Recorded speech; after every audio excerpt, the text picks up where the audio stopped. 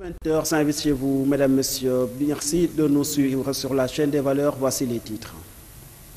Affaire de commando de PASTEF, le procureur de la République justifie la vague d'arrestations dans les rangs du parti d'Ousmane Sonko. Amnesty International appelle les autorités au respect des droits humains. Un rapport sur les droits humains dans le monde a été publié ce mardi. Hajj 2023, le Sénégal se plie devant les exigences du royaume saoudien. 50% des pèlerins vont voyager à bord de Flynas. Les voyagistes privés appellent à changer la donne. Le Ramadan ouvre une fenêtre sur la vente de produits alimentaires à Petersen. La conservation de ces produits et la commercialisation posent question cette année. La crise économique porte un coup au commerce. Nos reporters ont fait le tour pour vous. Voici le sommaire, tout de suite les développements.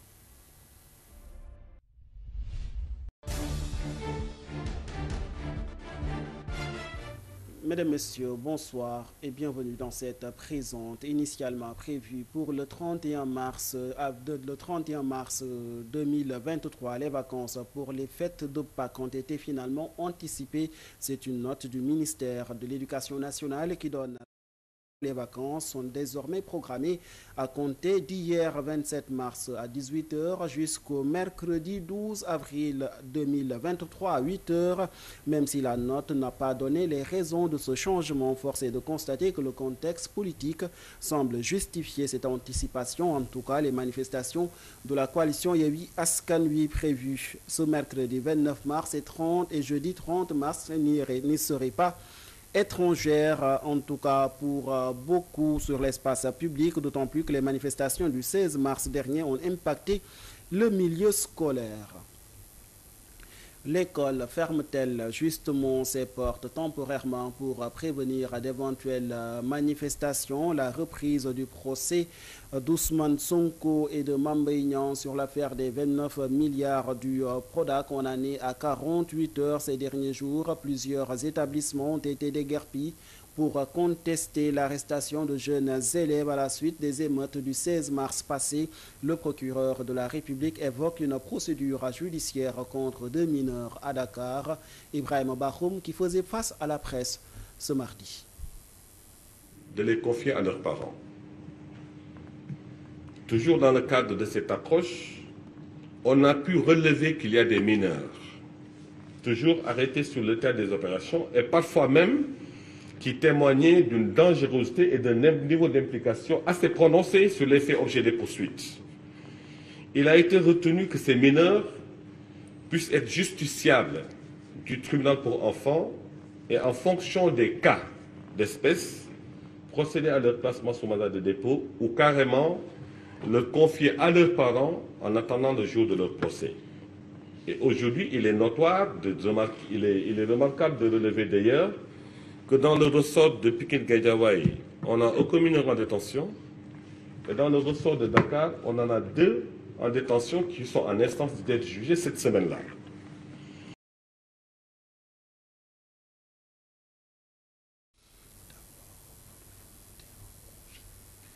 Ibrahim Bakhoum qui a aussi évoqué les vagues d'arrestations dans les rangs de PASTEF. Une enquête a été ouverte contre le propriétaire de Souma Assistance où était hospitalisé le leader de PASTEF, le procureur de la République, qui a aussi annoncé l'ouverture d'une information judiciaire contre plusieurs membres du parti d'Ousmane Sonko soupçonnés d'avoir voulu fomenter un projet de rébellion et d'attaque contre les institutions, suivant les propos du procureur de la République. Information judiciaire qui se justifie à suffisance parce qu'aujourd'hui on est face à une organisation qui a plusieurs démembrements, à la limite disséminés sur l'ensemble du territoire national et dont tout le modus operandi n'est pas encore totalement cerné par nos forces de défense et de sécurité et nos services de poursuite. Mais il est à retenir que fondamentalement, ces actes sont posés pour un souci majeur, c'est que dans le cadre d'un état de droit, la violence n'a pas de place. Dans le cadre d'un état démocratique, la violence n'a pas de place. Il y a toute forme d'expression, mais toute forme de violence devrait être banni sous quelque forme que ce soit et de quelque bord que ce soit. Je voulais qu'on soit très clair sur ça. Et par rapport à ça, croyez-moi, le parquet général que j'ai la charge de diriger, en rapport avec les différents procureurs du ressort, entendront user de tous les moyens que leur offre la loi pour préserver l'intégrité des personnes et des biens. Et donc, c'est sous ce rapport que je voudrais, sous réserve que mes collaborateurs puissent avoir des mots de complément, inviter toute la population sénégalaise au nom que la justice est rendue, de garder leur sérénité. Le PASTEF dans la tourmente actuellement depuis les affrontements du 16 mars dernier, en tout cas à Thiès. Les bases de ce parti continuent de s'élargir. Les sages du département ont procédé à l'installation d'un bureau départemental dénommé Magui PASTEF. Leur responsable sur place défend le projet pastéfien, considérant qu'il vise à améliorer et transformer le quotidien des Sénégalais, mais positivement. Ousseynou Seck, que je vous propose d'écouter. Nous sommes réunis ici pour l'installation de la cellule départementale de Magui Pastef de Thiès. Pourquoi Magui Pastef de Thiès? Parce que nous sommes des aînés épris de paix, de justice, raison pour laquelle nous avons opté pour la mise en place de cette structure pour accompagner en tout cas le parti dans tout ce qui est la transmission intergénérationnelle. Il y a également une autre fonction qui est la fonction d'alerte, mais également une fonction fondamentale qui est la fonction également de conseil. Parce que comme vous le savez, les Magui Pastef, c'est différentes personnes qui ont eu des responsabilités, en tout cas diverses, aussi bien au niveau national qu'au niveau international. Et ces personnes ont pensé nécessaire de mettre en tout cas leur expérience au service également du parti et au-delà même du parti, au service du pays. Climat politique délétère au Sénégal. La situation des droits humains au point mort en attestent les scènes de violence qui ont émaillé le pays ces derniers jours. Les forces de défense et de sécurité appelées à jouer leur rôle de veille et de protection des civils ainsi que de leurs droits. Le directeur exécutif d'Amnesty International Sénégal faisait face à la presse ce mardi. Seydi Gassama est au micro de Cheikhou Oumar Tall. La liberté d'expression a connu beaucoup de restrictions au Sénégal en 2022 et la situation en 2023 ne s'annonce guère meilleure. Ce qu'il faut savoir, c'est que les manifestations qui sont interdites sont les manifestations des principaux forces politiques de l'opposition ou des forces syndicales ou en tout cas de la société civile, les manifestations revendicatives. Alors, vous avez beau autoriser des manifestations, mais si vous interdisez les manifestations, vous ne pouvez pas vous prévaloir justement du respect de la liberté d'expression. Ce qui est inquiétant dans tout ça, c'est vraiment la manière dont le parquet est instrumentalisé pour arrêter des personnes, n'est-ce pas, les accuser du délit de diffamation, diffusion de fausses nouvelles et de requérir systématiquement leur passeport sur mandat de dépôt. C'est cela qui est inquiétant. Dans toute démocratie, la justice est, n'est-ce pas, le dernier rempart des citoyens contre les abus et contre, évidemment, les atteintes aux droits humains. Dans tous les pays du monde. Les peines de prison pour le délit de diffamation ou d'autres délits, s'il va à la Cour africaine des droits du peuple, l'État du Sénégal sera condamné. Idem pour la Gambie, dans une affaire célèbre opposant la Fédération des journalistes africains contre le gouvernement gambien.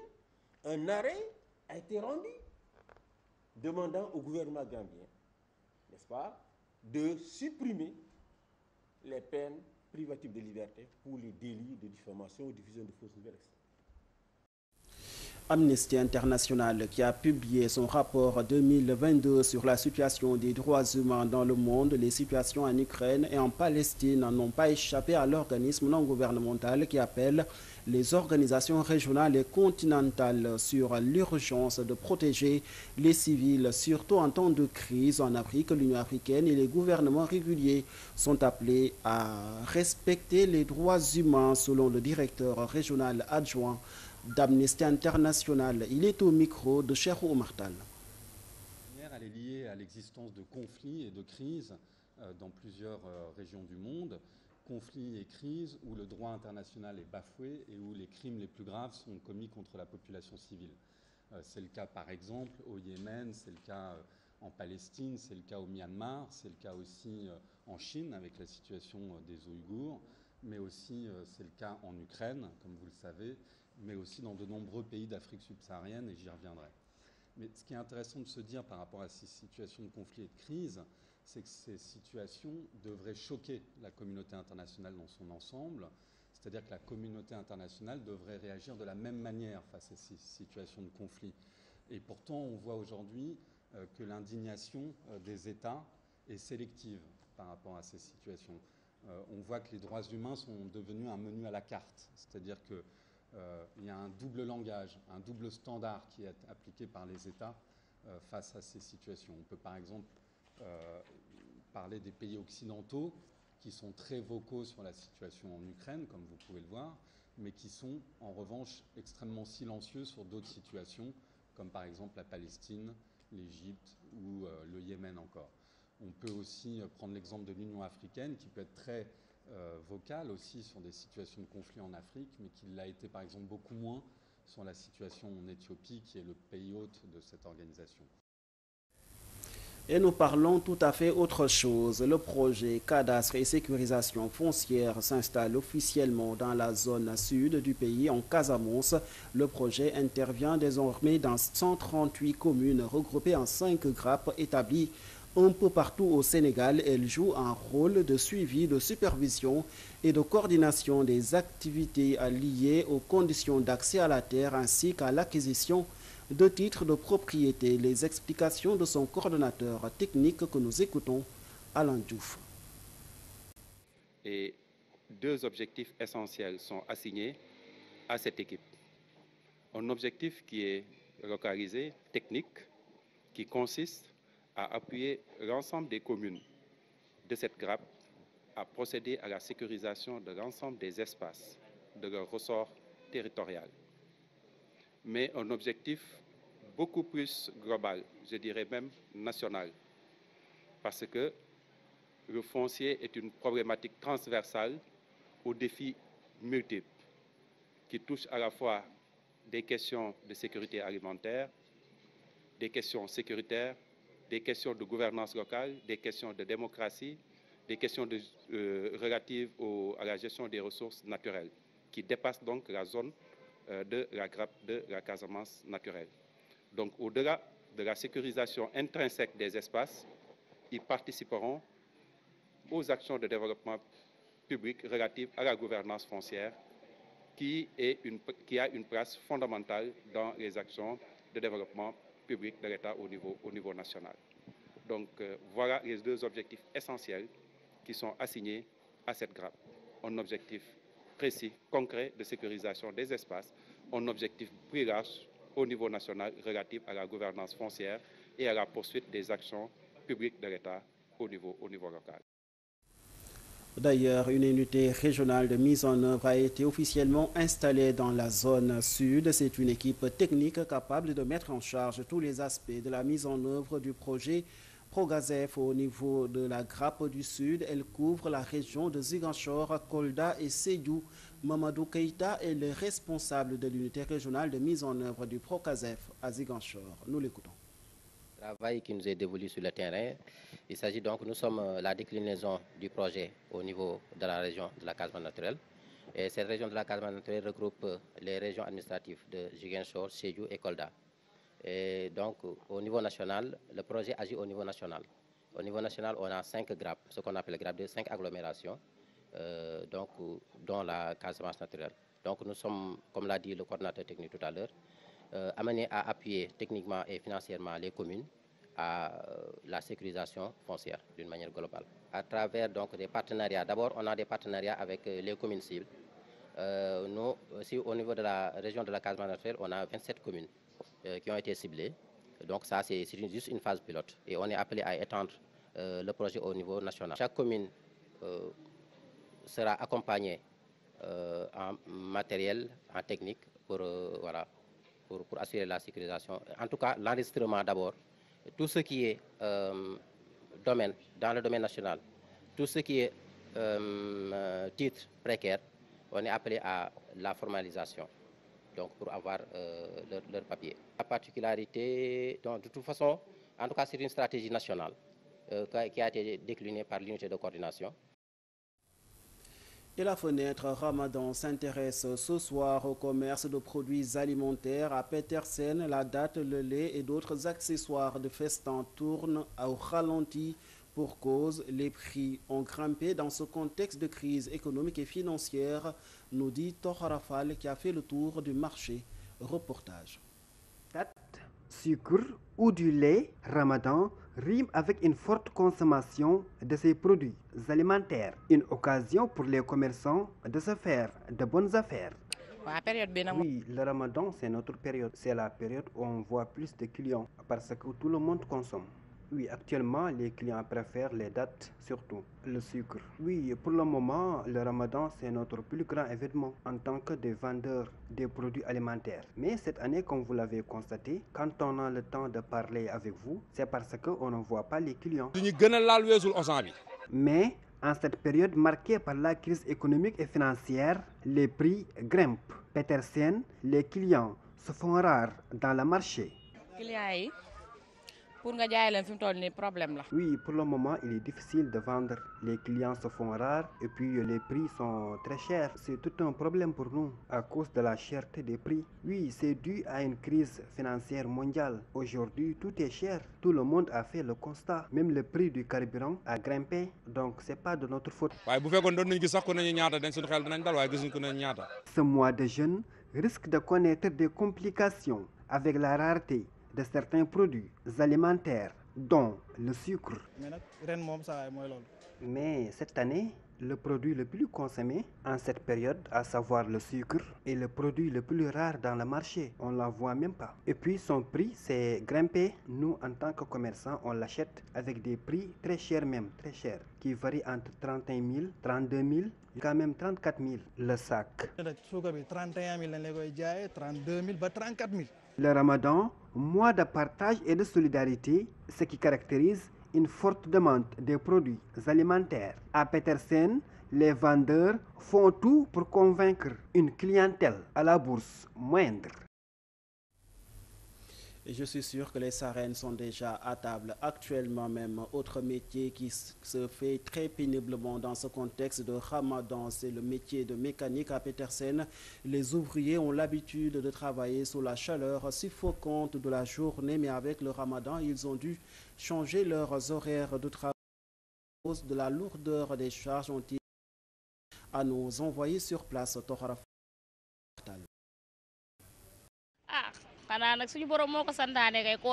Oui, le jeûne est une recommandation divine, comme le travail aussi est une recommandation divine. Donc on est obligé, c'est une obligation, ce qui fait qu'on est obligé d'allier les deux à la fois, le jeûne et le travail, malgré le dur mois du Ramadan. Puisqu'on ne peut pas rester les bras croisés sans travailler. Oui, effectivement, les horaires sont réaménagés pendant le Ramadan. Ici, l'heure de la descente, naturellement, c'est avant la rupture du jeûne, parce que certains d'entre nous rentrent très loin. Donc ici, l'heure de la descente est fixée à 17 h maximum, afin de préparer des ndogu, des mbernde et distribuer ça aux nécessités. Oui, c'est difficile, c'est vraiment difficile, mais puisque c'est une recommandation divine, on n'y peut rien, on est obligé. Nous, on n'a que notre métier. Donc on n'a pas autre chose. L'essentiel c'est que chacun fait ce qu'il doit faire. Malgré le mois dur de Ramadan, on ne peut pas s'en passer. Comme vous le savez, nous sommes des pères de famille. Donc on ne peut pas rester les bras croisés comme ça. Concernant les horaires, naturellement ils sont réaménagés. Parce que d'habitude c'est à 7 h voire 8 h qu'on démarrait le travail.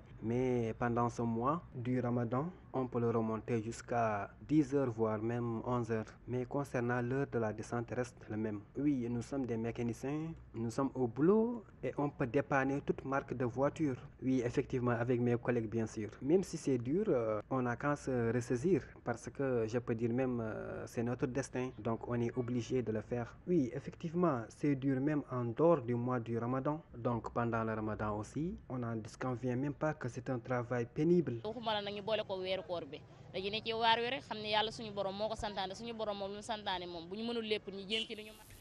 Je vous le disais en titre, âge 2023, les prix du package semblent inquiéter les voyagistes privés. Pourtant, d'autres paramètres sont à prendre en compte selon la ministre des Affaires étrangères qui a rencontré hier les voyagistes privés. Pour cette année, l'Arabie Saoudite décide de prendre en compte 50% du transport des pèlerins étrangers. La compagnie Flynas a déjà été finalement retenue et pour les autres 50%, les discussions sont en cours avec Air Sénégal selon Aïssata Talsal qui présidait hier une rencontre avec les voyagistes privés. Nous l'écoutons. Aujourd'hui, sur les 14 000 que nous avons, 12 000 que nous avons, 11 000 seront transportés par les privés. Donc c'est presque les privés qui assurent l'essentiel du service. Mais vous savez, c'est le royaume d'Arabie Saoudite qui organise le pèlerinage parce que cela s'effectue sur son territoire. Il en a la haute main sur l'organisation. À partir de ce moment, quand c'est l'Arabie Saoudite qui nous dit 50% de vos pèlerins seront automatiquement transportés par une compagnie saoudienne, nous sommes tenus de respecter. Maintenant, ce que les voyagistes nous disent, c'est que dans les temps antérieurs, on avait pu négocier pour que tout le quota du Sénégal soit transporté librement par le Sénégal. Si cela est possible, bien évidemment que je le plaiderai, mais pas pour cette édition, peut-être pour l'édition à venir, pour que nous ne soyons plus dans cette contrainte-là. L'année dernière, c'est moi-même qui avais annoncé ici le package. Cette année, nous avons un Premier ministre à qui je dois me référer, qui, sur les instructions du président d'ailleurs, va tenir un conseil interministériel. Donc, c'est au cours du conseil interministériel, quand j'aurai communiqué toutes les données au gouvernement, que Monsieur le Premier ministre lui-même aura maintenant la latitude d'annoncer le package, que nous puissions en discuter. Ce que je peux dire, et je l'ai dit aux voyagistes, c'est que nous avons essayé de négocier aux meilleures conditions possibles, tenant compte des circonstances de 2023, qui ne sont pas les circonstances de 2022. Fin de ce journal. Merci de nous avoir suivis. Rendez-vous est pris tout à l'heure dans votre spéciale chronique du Ramadan. Et si vous êtes à table, bon appétit.